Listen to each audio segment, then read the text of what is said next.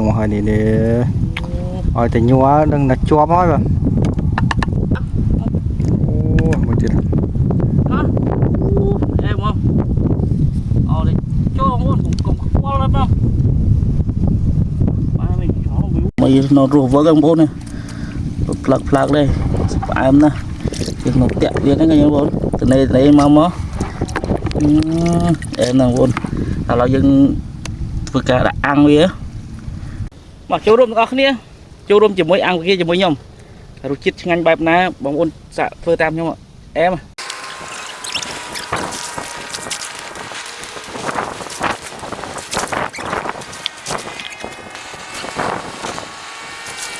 đọt kia giờ ăn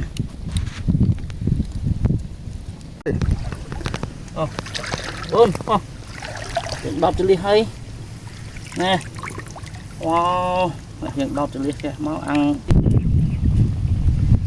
nè ngon anh em ngon chén này cái kia của ho mấy kia dính đang của ho mấy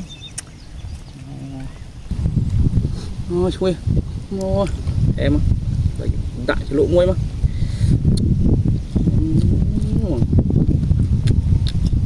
ham lên tung món mà bôi này đậu bạch cọ luôn